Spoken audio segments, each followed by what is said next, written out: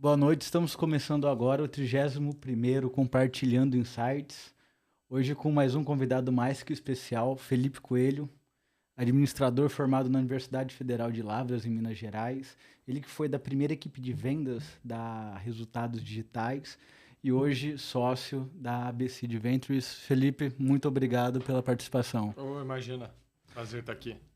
Há 6 anos atrás a gente gravou um primeiro papo, né? Muito ainda falando sobre vendas, melhores práticas, inbound, outbound, um tema muito superficial. E desses 6 anos para cá, eu vi que o mercado evoluiu muito em vários segmentos, tanto horizontal como vertical. Então, eu queria entender contigo, nesses 6 anos ali que a gente falou da última vez, o que você viu de mudanças? Porque houveram bastante, certo? Certo, eu acho que a primeira mudança está em relação ao volume do canal, né? Então eu lembro que quando eu comecei a vender e fazer outbound, as pessoas do outro lado elas ficavam felizes de receber a nossa ligação. Então você entrava em contato com uma empresa, né, e falava, poxa, eu sou o Felipe da empresa tal. Ela se sentia às vezes lisonjeada, fala, poxa, você está me ligando? Eu sou relevante para você? Então, quando você tinha uma oferta, uma proposta de valor, um bom motivo para ligar para a pessoa, isso era mais que o suficiente para você converter aquele contato em uma oportunidade de negócio. Então, a primeira mudança que eu percebo nesses últimos tempos é que, dado o volume de empresas usando bem e mal os canais digitais e os canais também tradicionais, como telefone, e-mail, um pouquinho depois o WhatsApp, a gente sofre uma concorrência indireta. Então você não concorre apenas com aquela empresa que vende a mesma coisa que você, mas você concorre pela atenção da pessoa naquele canal específico. Então muitas vezes a pessoa ela deixa de atender porque ela já recebeu ligação de outras empresas que querem vender para aquele mesmo perfil, para aquela mesma persona. Então mudança número um, sem dúvida, a concorrência em cima dos canais que obriga que os profissionais de vendas e as empresas têm um bom processo de diferenciação. Cara, quando a gente vendia há 6 anos, 10 anos atrás, o processo de vendas ele era muito centrado na proposta de valor. Então, no que se vende, era basicamente impossível você fazer algum tipo de capacitação de vendas ou treinamento de vendas que não tivesse negociação, senso de urgência como um grande tópico. E a gente percebe com o aumento da concorrência e mudanças na jornada do consumidor, hoje em dia as etapas mais importantes são as do início do funil. A forma como você prospecta, a matéria-prima que você traz para o seu processo comercial. Então, sabe-se que se você tiver um ICP bem definido, uma boa estratégia para prospectar essas empresas, você consegue ser muito mais eficiente. E depois a etapa do diagnóstico, que é quando você investiga aquele negócio e entende aonde estão os principais prêmios, as principais oportunidades, coloca o outro na mesma página que você e aumenta a percepção dele em relação à própria realidade. Então, uma segunda mudança, eu acho que é justamente a mudança no foco das etapas do funil, que na verdade procuram representar um foco de mudança na própria jornada. Antes era muito focado nas etapas finais do funil e agora o mais importante é justamente as etapas iniciais, né? A etapa de qualificação e de diagnóstico. E por último, a que a gente está passando agora, sem dúvida nenhuma, o uso da inteligência artificial nas estratégias de vendas. Acredito que a gente está passando por uma verdadeira revolução, onde a tecnologia consegue de fato trazer um ganho de eficiência muito, muito relevante.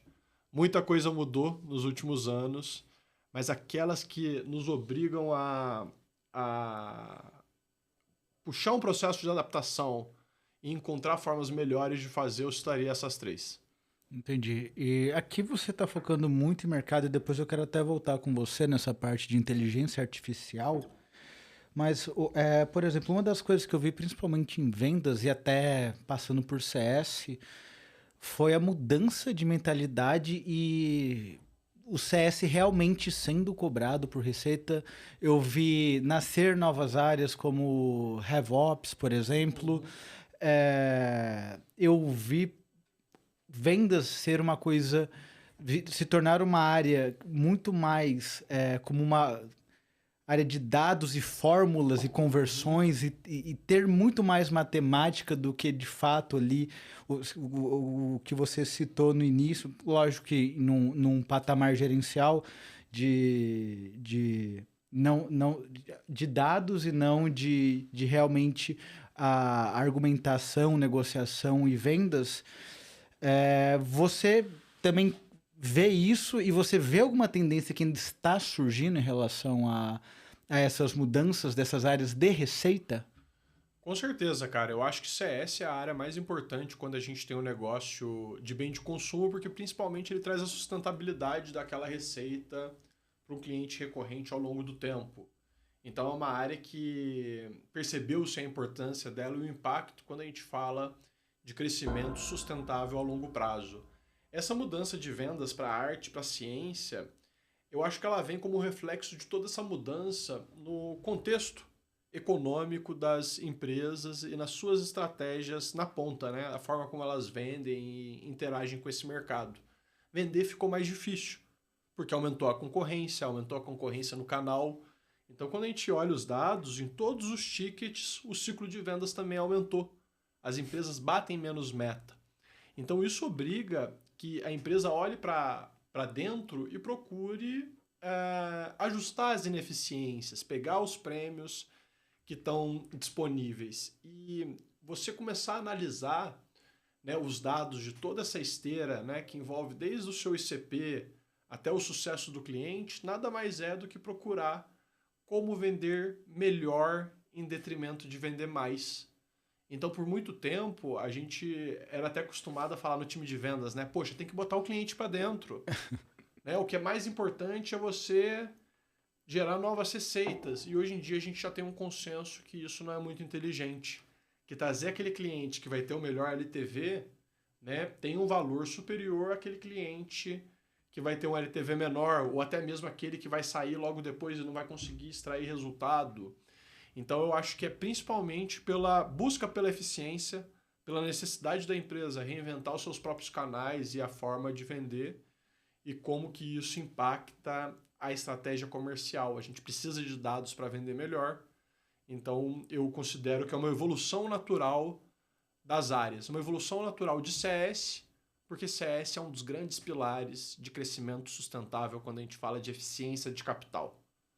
E o outro é entender, né, a área de receita como uma área integrada, onde vendas deixa de ser uma área isolada, apenas preocupado com novas receitas e tem que entender como que vende melhor, em como trazer um cliente mais alinhado, né, em como bater meta constantemente. Então tudo isso demanda conhecimento, né, e informações mais profundas, tanto dos perfis desses clientes como também da sua jornada de compra. Baseando-se nisso que você falou, a gente pode dizer que a tendência da gerência, da alta liderança, tende a ser uma, um perfil um pouco mais generalista, no sentido de que você tem que abrir um pouquinho mais, não só olhar, por exemplo, para vendas, mas também saber um pouco de marketing, também saber um pouco do CS, ter uma noção mais holística,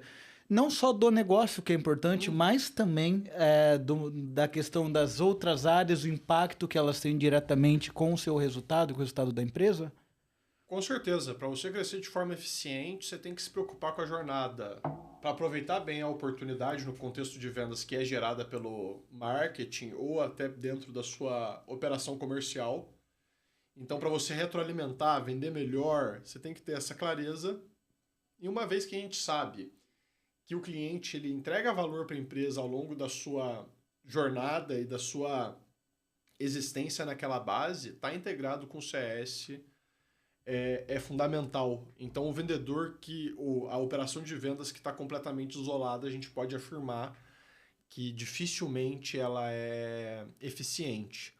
Agora, um ponto que eu gostaria de acrescentar, que é fundamental para qualquer profissional de receita, é conseguir dominar o orçamento e as principais alavancas financeiras da sua área, principalmente quando é o comercial, a área de CS, a gente vê que esse é um ponto ali de muita dificuldade dos profissionais que lideram essas áreas.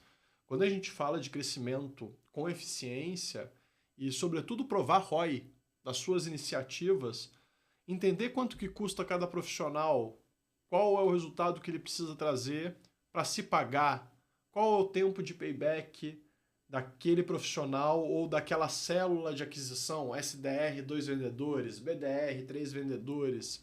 Tudo isso é fundamental para você conseguir ter uma conversa mais profunda e ao mesmo tempo mais alto nível e entender o impacto da sua operação e das suas iniciativas ao longo do tempo. Então, sem dúvida nenhuma, a visão sistêmica de toda a esteira de aquisição é importante para você crescer de forma sustentável e, sobretudo, medir o impacto das suas iniciativas, mas também saber o básico bem feito das finanças, do orçamento, das principais linhas de investimento e despesa da sua área, também é algo que é muito importante para um líder de aquisição em qualquer uma das áreas, enquanto a gente busca eficiência.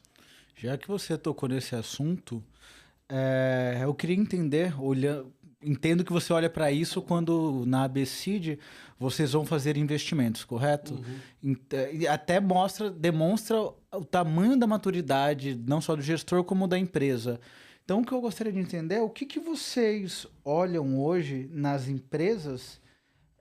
Não sei se aí seria dividido por áreas ou, de fato, um apanhado geral de toda a empresa, mas o que vocês olham quando vão fazer investimentos? Cara, primeiramente a gente vai olhar se a proposta de valor ela guarda uma correlação clara com economia ou crescimento.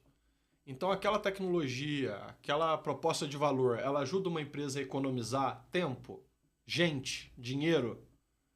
Ela ajuda a empresa a se diferenciar, aproveitar alguma oportunidade, ganhar autonomia, né? Enfrentar algum tipo de gargalo operacional que impede ela de crescer. Então a gente vai sempre analisar, no ponto de partida, a relevância da proposta de valor. E isso é o impacto que ela causa na linha final do balanço. Aqui a gente está falando, desculpa te interromper, Felipe. Aqui a gente está falando de ser um produto, uma solução, um serviço must have, não nice to have. Seria essa linha que você está seguindo?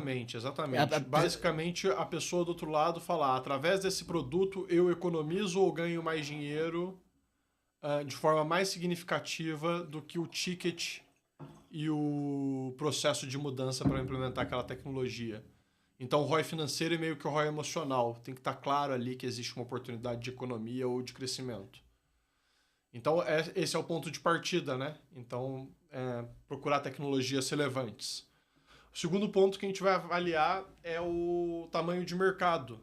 Então, existem muitas tecnologias que são interessantes, têm uma proposta de valor relevante, mas a empresa ela não é o que a gente chama de fundable. Então, assim, não fecha a conta porque, como uma operação de venture capital, a gente quer colocar determinado capital e ter um retorno e um múltiplo relevante.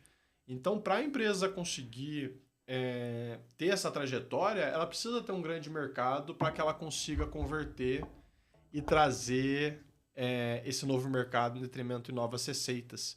Então, se o mercado é pequeno, essa trajetória ela tende a ser mais difícil.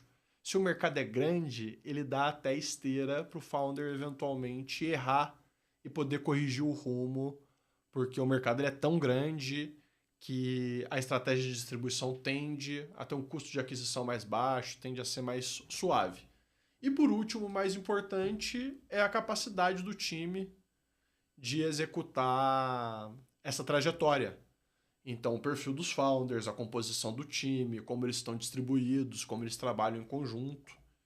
Então, a gente analisa várias coisas, a gente é assim aficionado pelas métricas de engajamento para entender a base de clientes, mas se fosse resumir, eu traria esse tripé: proposta de valor, tamanho de mercado e time, que é ali uma composição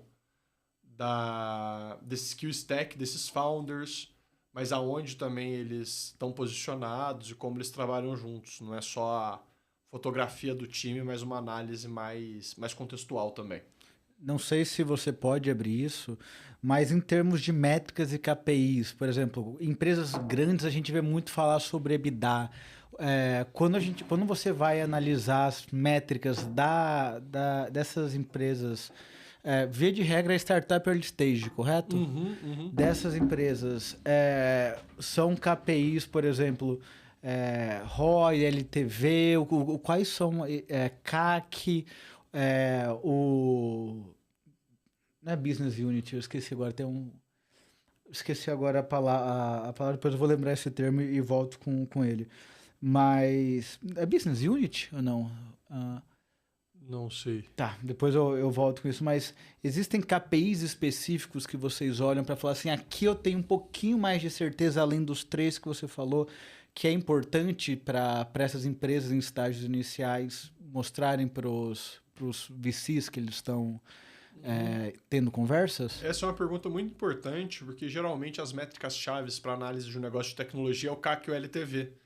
Mas ela representa falsos positivos e falsos negativos quando a gente olha no early stage. Então, LTV, a sua base ela é muito nova ainda, não deu tempo dela se renovar, e aí se apresenta um LTV quase que infinito. Muitas vezes se apresenta um CAC interessante, mas isso pode indicar, na verdade, que a sua operação está subinvestida, que na verdade você deveria ter um CAC mais alto. Então, o que a gente aprende a analisar é pegar esses KPIs e avaliar o contexto. O que não mente? As métricas de engajamento. Então, a gente sempre olha o churn, o percentual de empresas que está extraindo o resultado da tecnologia e está expandindo. Então, a gente procura trazer uma ótica e um olhar especial para as métricas que demonstram que a tecnologia é relevante para aquele mercado.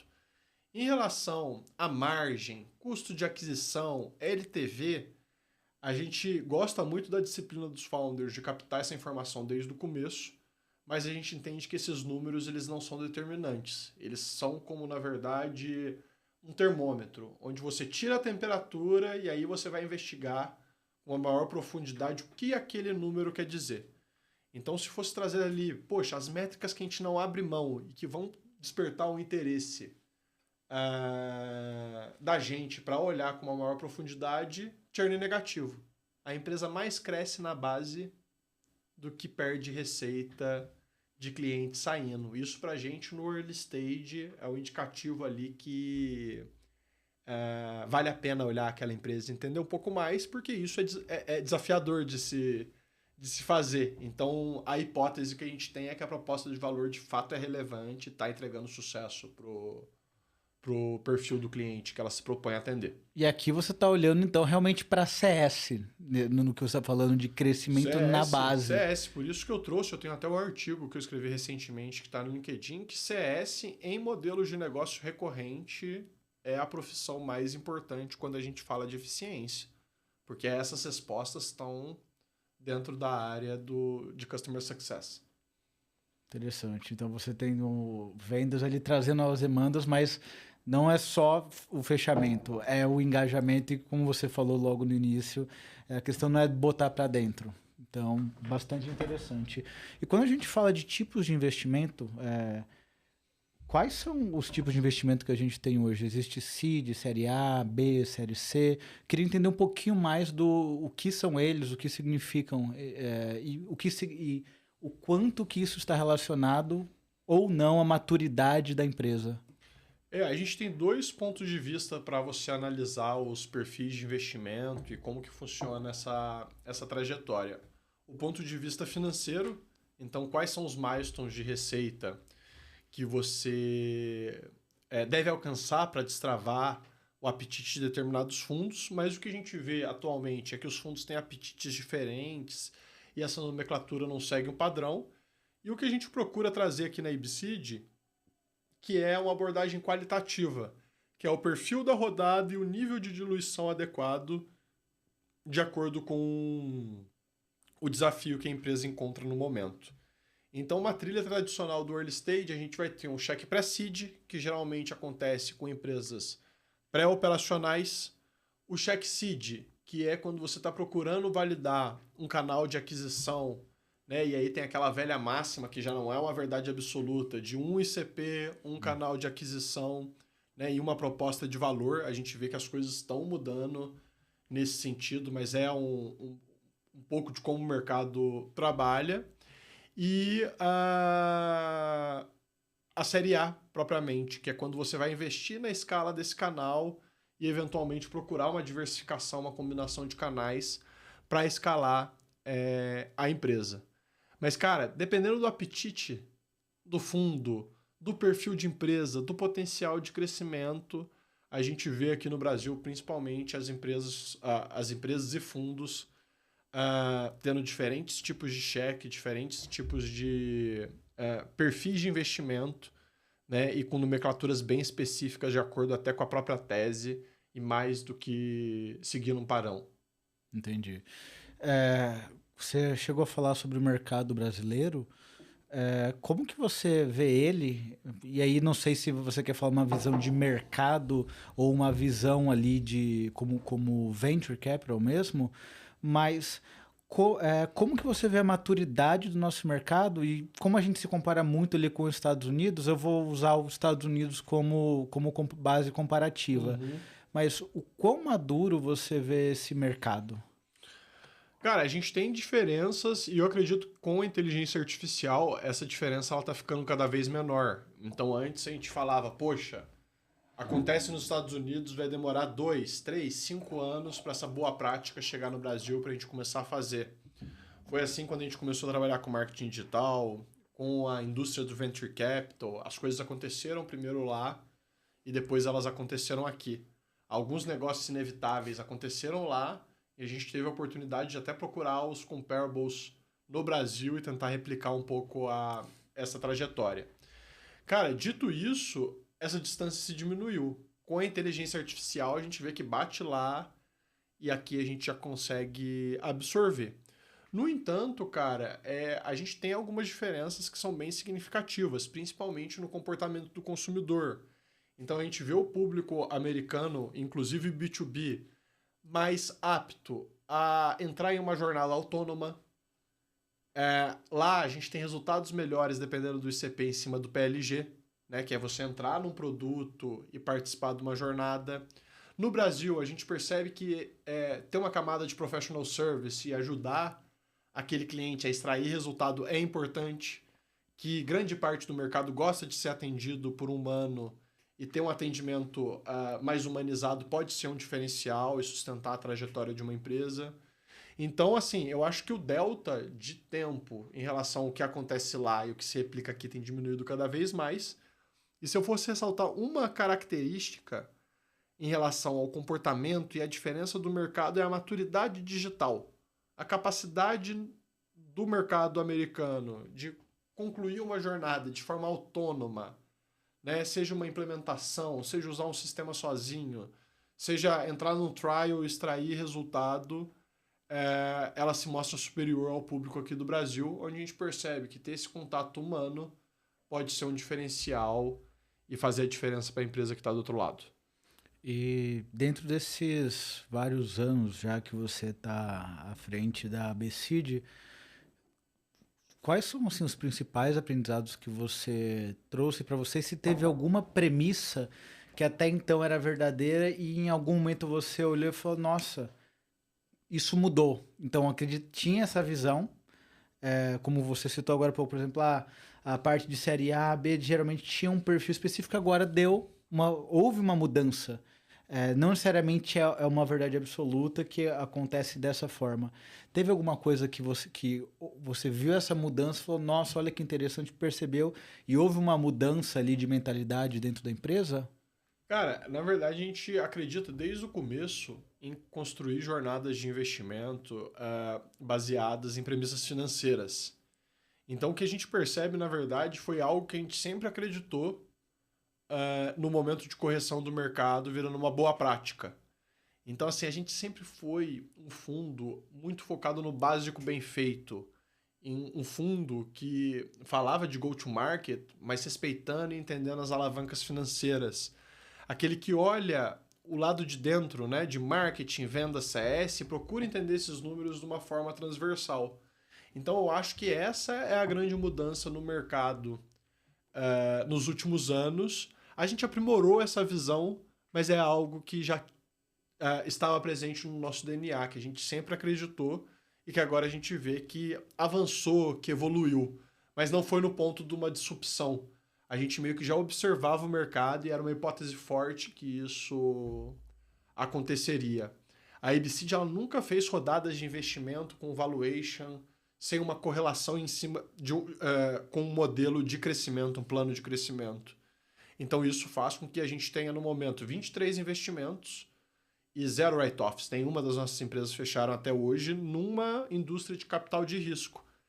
E isso é simplesmente porque a gente obedece às premissas de sustentabilidade de capital. A gente tem ali cuidado com o orçamento, a gente destrava ali novos investimentos à medida que os milestones são cumpridos. Então foi principalmente a evolução de que go-to-market e a mitigação de risco na jornada da empresa parte não só de dominar as alavancas de crescimento, mas as premissas financeiras dessas alavancas. E com certeza, até pelo seu background, vocês não são empresa que apenas investem. Vocês também fazem investimento financeiro, eu digo, vocês também fazem investimento intelectual ali, correto? Então eu queria entender como que é o seu dia a dia, como que é esse apoio, não apenas financeiro, mas também buscando essa alavancagem, porque muitas das vezes podem ser desde de um time de founders de primeira viagem, como também não tão maduros. Imagino, que é uma suposição. Então eu queria entender contigo como que é esse trabalho a quatro mãos quando você está lidando ali com uma empresa investida.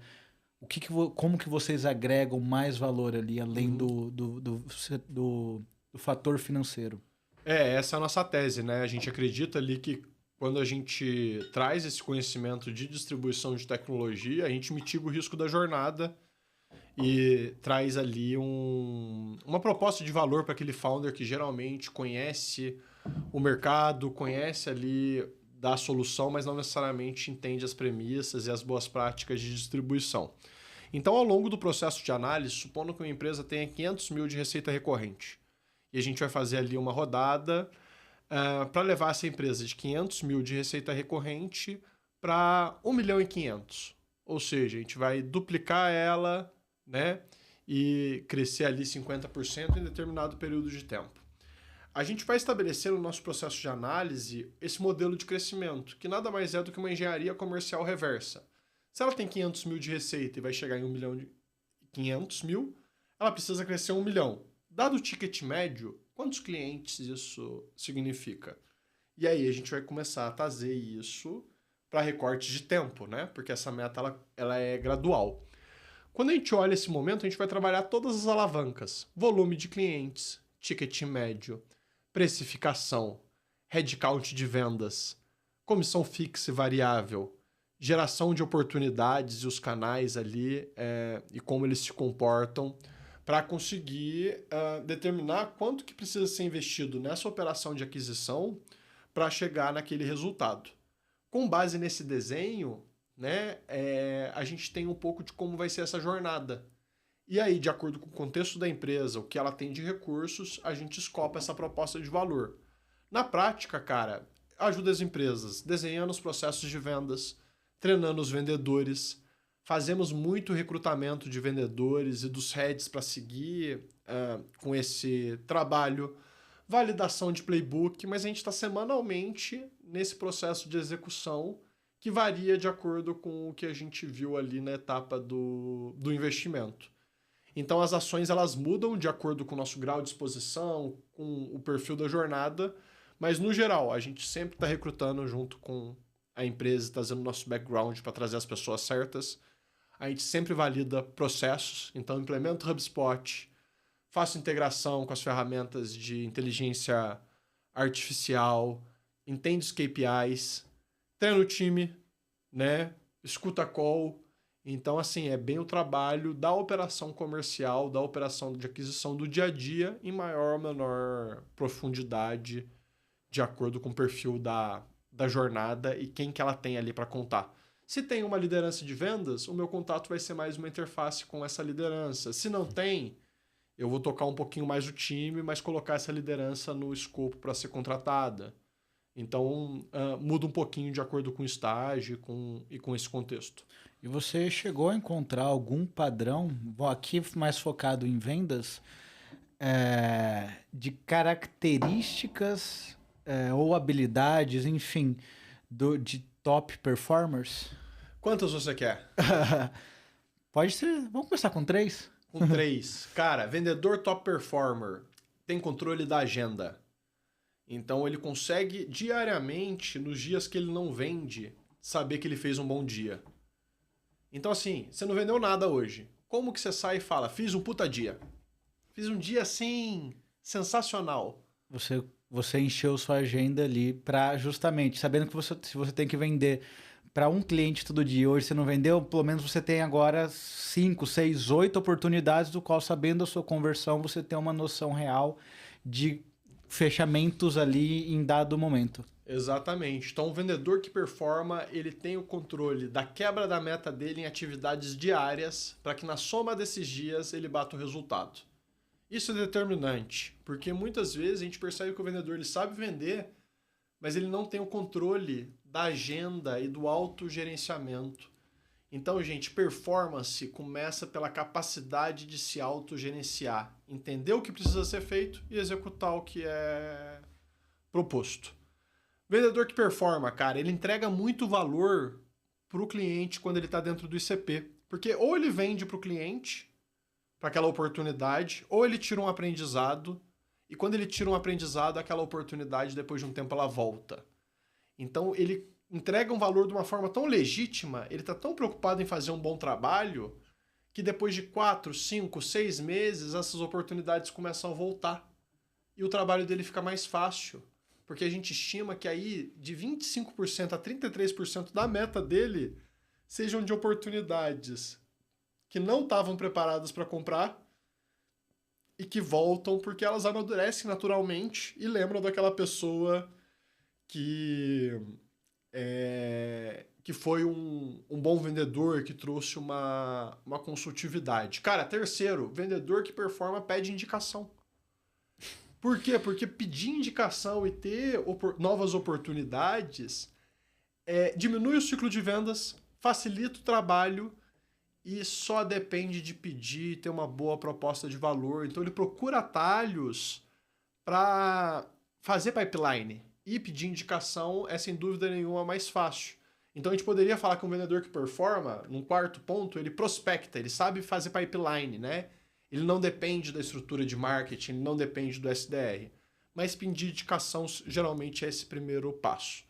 Cara, como essas, a gente consegue ter ali de 10 a 12 características que esse vendedor top performer ele faz. Alguns fazem mais, algumas outras, mas essas 3, sem dúvida, têm um potencial e um impacto muito grande. Você entende que quando a gente fala de PLG, né, de Product Led Growth, e quando a gente fala de AI, e com todas as polêmicas que existem hoje em dia para você ganhar mais engajamento, existe risco, não para todos, obviamente, mas existem riscos para certas áreas, segmentos, verticais, de vendedores perderem espaços para inteligência artificial? Claro, não só está perdendo, como já perdeu, porque isso já é uma realidade. Então, se você é um vendedor que só tira pedido, só vende para quem está preparado, a inteligência artificial ela já está pronta para fazer um trabalho melhor do que o seu. Ela tem disponibilidade 24/7, ela tem acesso a toda a base de informações sobre a proposta de valor, então você consegue tirar qualquer dúvida com precisão e basicamente sem erro.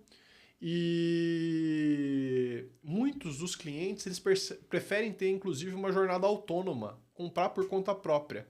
Aonde o vendedor ganha e a AI não chega? É no despertar a necessidade. Em pegar aquele cara dentro do perfil e falar, cara, isso aqui também é para você. Deixa eu te mostrar como uma empresa como a sua fez, né, e atingiu determinado resultado. Então, essa conexão, esse convencimento que a inteligência artificial não é capaz de fazer, eu realmente acredito, não vejo no horizonte de tempo ela fazendo. Então, o cara que prospecta, que desperta necessidade, que gera valor, que pega aquele perfil que não está comprando agora, mas está pensando no problema, está vivendo o problema, mas não tem dimensão de que pode ser resolvido daquela forma, é aqui que a gente ganha da inteligência artificial sem dúvida nenhuma. Agora, se for para tirar pedido, vender para quem levantou a mão, para quem está pronto para comprar, não tenho medo de dizer que a inteligência artificial já faz um trabalho melhor, pela disponibilidade e pelo volume de informações que você pode ter ali e pesquisar de uma forma autônoma e rapidamente. E quais, eu sei que você chegou a tocar em alguns desses casos práticos de uso, mas quais são as utilizações de inteligência artificial? Porque muito se fala, mas eu volto a tocar no assunto de que a inteligência artificial você precisa ter um passo antes, que é o arroz com feijão. Tem que fazer o arroz com feijão para depois a gente automatizar. Porque é um risco você automatizar algo do qual você pode ter algum erro ali de alguma forma. Então, quais casos práticos você viu que realmente trouxe ou mais performance, ou redução de custo, ou uma ferramenta que agora vai no LinkedIn e prospecta para você já te dar o lead pronto, enfim, desde automações até softwares, até o que você viu de fato que funcione e que pode ser usado agora. Exato.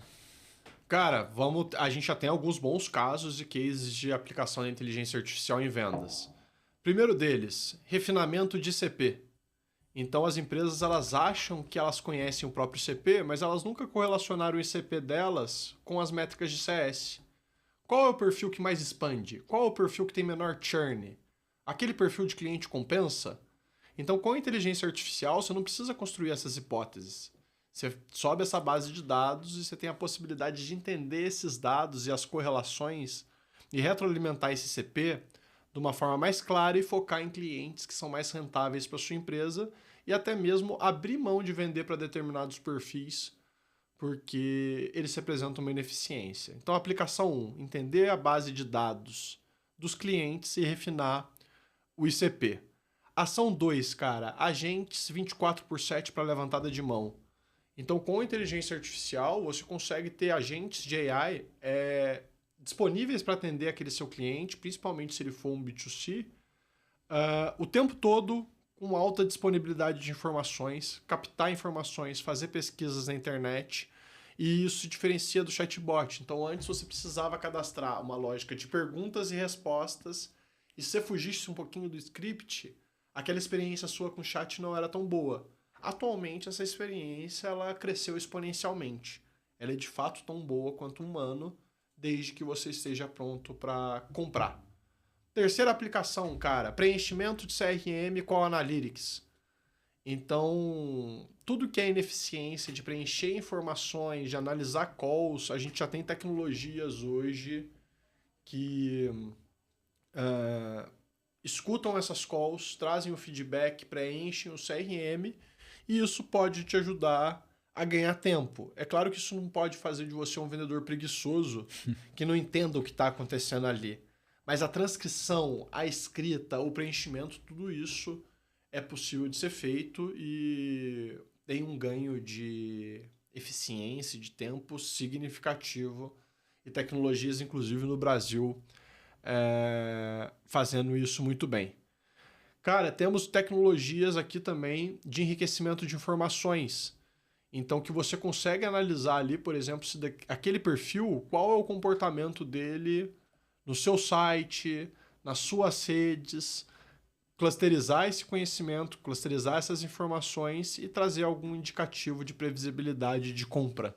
Então, mostrar que aquele perfil ele está navegando no seu site, que ele está inclinado a comprar, né, que houve ali algum tipo de movimentação.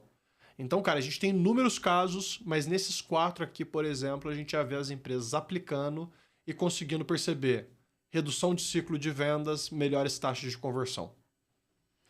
O CRM é a principal ferramenta em termos de gestão de um head comercial?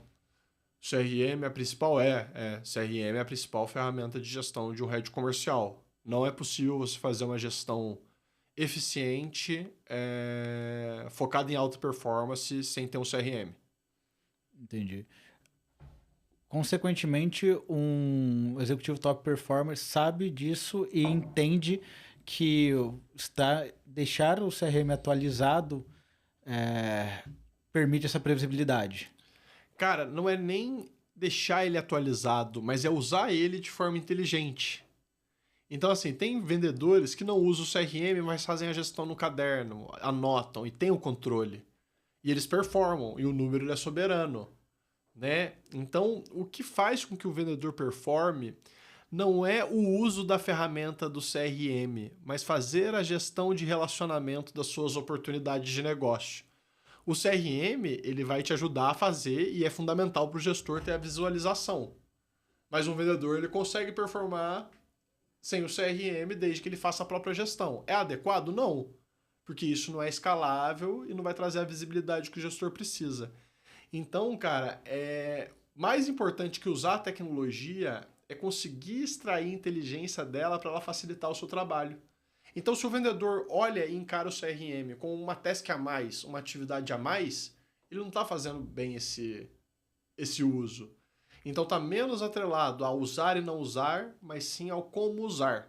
Mas eu sou um promotor do CRM e faço questão que todos os gestores e todos os vendedores se obriguem a usar, porque só assim a gente consegue ter a visibilidade de como a operação está indo. Né? Entendi. Quando a gente fala de maturidade, principalmente em termos ferramentais, das empresas com quem você trabalha ou com quem você faz benchmark ou fez, o quão importante são as ferramentas se conversarem e se hoje é uma realidade de que, por exemplo, marketing, vendas e CS conseguem ter uma jornada fluida, não só jornada fluida, mas ter essas trocas de dados e, obviamente, o marketing vai estar mais próximo de vendas do que CS, não, mas não é isso, mas não que ele não possa ter o contato com outras áreas. Acho até importante pelo ciclo do CS trazer o que é a proposta de valor para o marketing, para que ele consiga vender isso e gerar demanda para o comercial. Mas o quão você vê essa maturidade ferramental de que esses processos ou esses dados são fluidos para justamente não ter aquele problema que eu acho que todo mundo já viu, pelo menos já ouviu falar de o time de marketing fala que entregou X leads e o comercial fala que, na verdade, foram Y porque aqueles não serviam, etc. Tem um SLA ali no meio que deveria ser respeitado. Cara, a ferramenta ela é muito importante, mas eu acho que a gente está no passo anterior, que as empresas justamente tendo essa concepção da importância de ter essa visualização transversal. Então, assim, tem empresas que fazem isso pelo Excel. Então, eu considero já que as empresas que têm esse mindset e estão construindo esse processo já são as avançadas. E aí, dentro dessas avançadas, tem aquelas que conseguem fazer isso através da ferramenta. E, infelizmente, eu acho que 95% das empresas ainda trabalham essas áreas como disciplinas isoladas e essa intersecção não existe. E isso é um grande sinal de ineficiência. Mas números aleatórios ali com base nessa minha vivência junto com essas empresas e conversando com o mercado. Então, assim, eu acho que a gente está numa etapa onde as ferramentas são poucas e o percentual que usa as ferramentas é ínfimo. O percentual que já tem essa visualização da transversalidade da jornada e de como que isso é importante ainda é muito pequeno. Então, acho que a gente está numa etapa ali de educação de mercado, que as primeiras movimentações estão acontecendo. Quando a gente fala de top performance, a gente entende que tem que ser também uma coisa a longo prazo. Você não pode ser top performer em um mês só na sua carreira. E até entrando numa questão de gestão também, o que além do trabalho são boas práticas, você entende que as pessoas deveriam fazer mais para justamente manter essa performance ou aumentar de alguma forma? Cara, eu acho que ter um cuidado especial com a saúde mental E isso vai variar de pessoa para pessoa, né? Que pode ser, poxa, ter um hobby, gastar tempo com a família, investir tempo em fazer nada, ler, ter um pet. Então, cada pessoa tem, mas se preocupar com isso e entender que a saúde mental e a sua inteligência emocional é uma área fundamental, né, para que você consiga performar ao longo prazo. Cara, a saúde física também ela é muito importante. A profissão de vendas é uma profissão desgastante, que você oscila, ganha muito não, que você precisa ter resiliência. Então a gente percebe ali que a pessoa que performa, ela bate meta com consistência, sem colocar em xeque a sua saúde física e mental. Para você não colocar a sua saúde física e mental em xeque, você precisa estar cuidando dela constantemente e não só se preocupando com ela quando a corda arrebenta. Então a gente percebe que essas pessoas que performam, elas têm um autocuidado, elas têm aquele que é inegociável. Aquele vendedor que passava o dia inteiro na operação comercial, chegava no final, chapava, comia mal, fazia pouca atividade física, né? Ele tem ficado cada vez mais baixa performance. Tem tido dificuldade cada vez mais de manter uma sustentabilidade na profissão de vendas por um longo período de tempo. E você entende que hoje a profissão de vendas é mais dinâmica do que alguns anos atrás? Eu acho que ela é mais dinâmica porque o mercado é mais dinâmico e a jornada ela mudou. Mas eu acho que a essência dela ela se permanece a mesma, né? É uma profissão de relacionamento, que a gente precisa ter um volume. Então as coisas mudaram, elas obrigam que os vendedores eles adaptem-se, mas eu vejo como um caminho natural, né? Como uma evolução em relação do que a gente fazia. Então, assim, ficou muito mais dinâmico, mas um reflexo meio que a gente não viu meio que passar, naturalmente a gente foi evoluindo. Entendi. E me diz uma coisa, tem algo novo que você viu nesses últimos tempos que você falou, nossa, isso aqui eu não tinha visto, ou tinha visto de uma forma diferente que você acha que vale compartilhar com o pessoal? Algo, não sei se é uma metodologia, um jeito de usar uma ferramenta, ou um tipo de metodologia para qualificação, ou técnica de negociação, alguma coisa da gestão de uma empresa mesmo, algo que você viu recentemente e fala, nossa, isso aqui era diferente, eu não vi antes, porque você tem um conhecimento muito vasto de coisas que já faz anos, e você, o quanto que você para ler até artigo científico, você vai para fora para aprender as principais técnicas, atualizações, enfim. Então, tem algo que você viu recentemente ou há um tempo atrás que você fala, isso aqui eu não tinha visto e eu acho que é muito legal? Cara, eu acho que essa mensagem do autocuidado é uma coisa que antes a gente não falava, né? Que vendas era muito sinônimo de trabalhar, tocar o bumbo, faça o que precisa ser feito, sem levar em consideração. E hoje a gente já vê que as pessoas que performam, elas têm essa característica de olhar para dentro e entender, cara, o autocuidado como uma área de inteligência realmente. Então a percepção dessa saúde integrativa, digamos assim, né, de esporte, dormir bem, se alimentar bem, como ferramenta de performance, é algo que é relativamente novo. Então, no último SaaStr, eu vi até uma palestra de uma CEO fantástica indiana, de uma empresa bem significativa de tecnologia, que ela trazia que o NPS de vendas do vendedor estar satisfeito com a empresa guardava uma correlação com o atingimento de metas. Então, quanto mais feliz aquele vendedor estava, mais tempo ele ficava, mais ele performava, menos ele saía da empresa mesmo com outras ofertas. Então, algo que vem me chamando muito a atenção é você entender ali a qualidade de vida e a satisfação com o presente como uma ferramenta de performance. Cara, as de inteligência artificial, então assim, eu como vendedor eu não deixaria de utilizar a inteligência artificial, criar um agente próprio para ganhar produtividade, para começar a colocar o pé e dominar essa tecnologia, porque os melhores vendedores eles vão unir esse misto de comunicação, mas de uso da tecnologia. Então, acho que essas duas aqui são bem significativas. Uma relacionada ao comportamento humano e a forma como você se posiciona e trabalha a sua ferramenta mais importante, que é o seu corpo e a sua mente, e outra relacionada a uma nova tecnologia que de fato vem para revolucionar a forma como a gente vende, mas menos preocupado em compreender tudo agora e mais como dar um primeiro passo. Vendedor de tech tem que usar a inteligência artificial e começar a se familiarizar com o que é possível de ser feito. Entendi. Pensando em inteligências artificiais mais do dia a dia, como o ChatGPT, por exemplo, e outros similares, o quanto que você consegue ver essas ferramentas ajudarem não somente na construção, mas sim na redução de tarefas operacionais?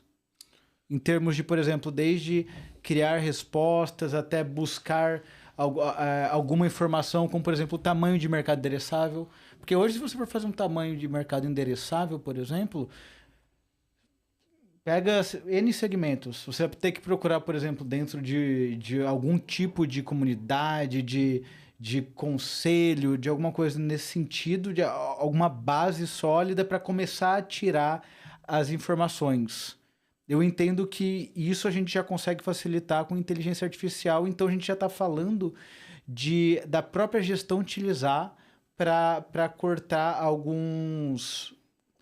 para reduzir o tempo operacional. O quanto que você está vendo essa redução de tempo operacional, não só no dia a dia do analista ali que está na linha de frente, mas também na gestão, de fato? Cara, na gestão, o que a gente vê a redução de tempo com a inteligência artificial? Realização de roleplay. Então, simulações, o time tem capacidade de fazer de forma autônoma e você conseguir ter esses outputs. Você parar de ouvir call e ter o resumo delas. Então, uma das coisas que eu mais fazia como gestor de vendas é ouvir ligação e entender onde tem os pontos de melhoria.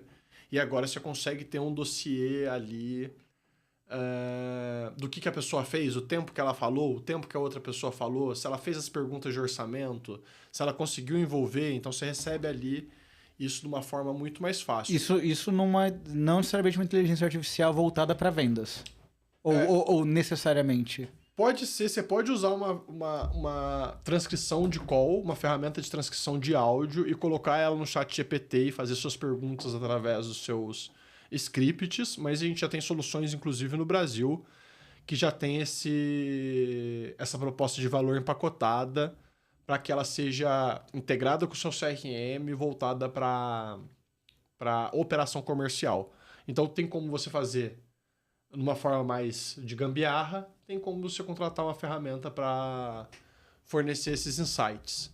Então, cara, na gestão do gestor de vendas, simulação de roleplay, call analytics e esses dados são os que mais chamam a atenção.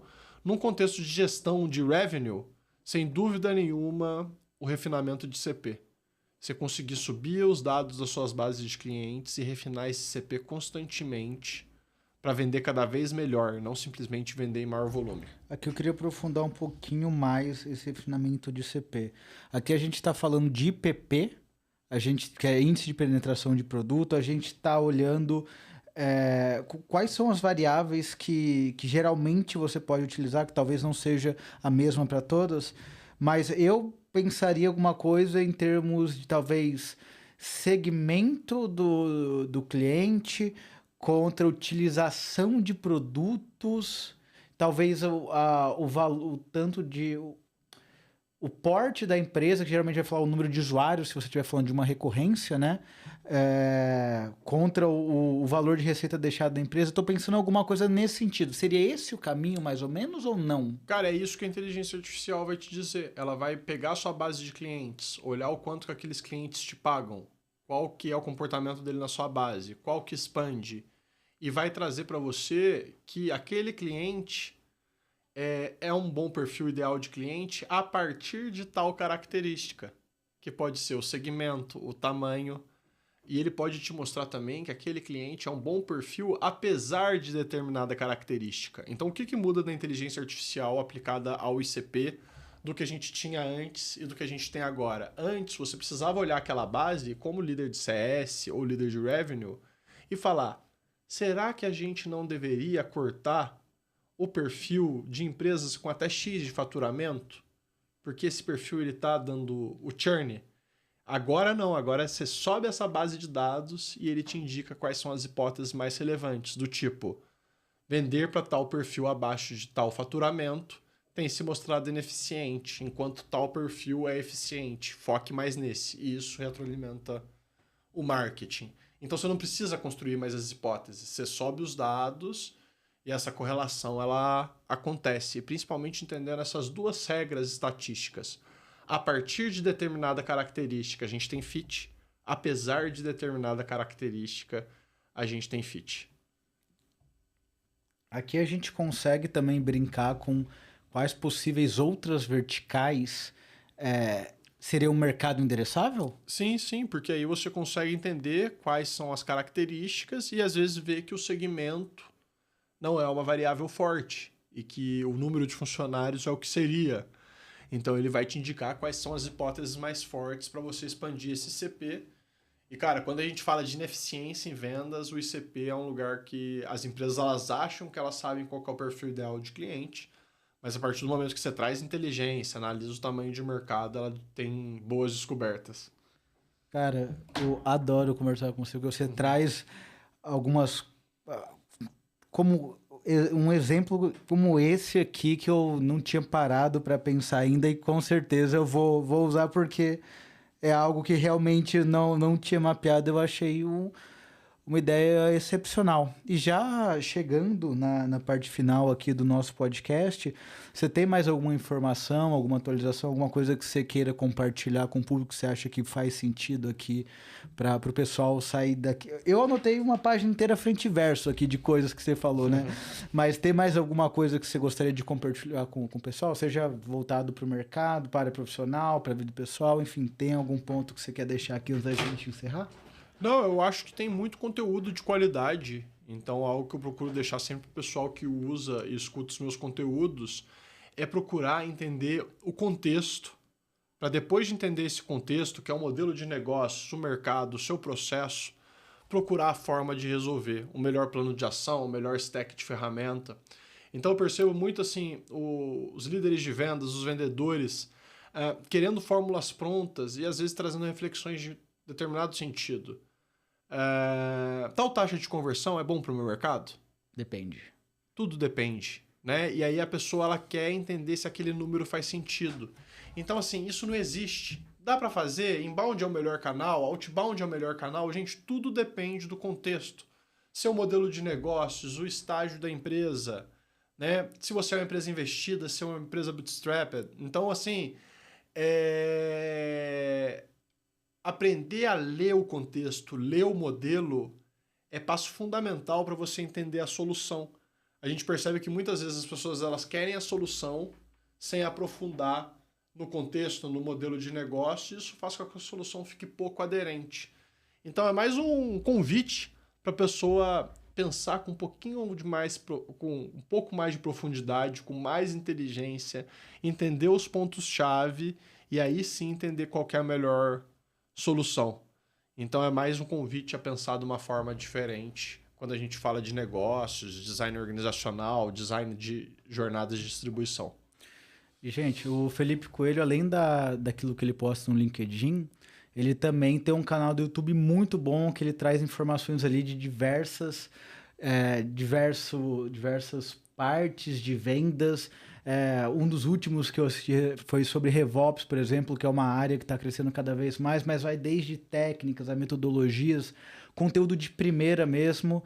Então, deixo aqui o convite também para quem quiser dar uma procurada lá no YouTube, Felipe Coelho mesmo, correto? Coelho.Felipe. Coelho.Felipe.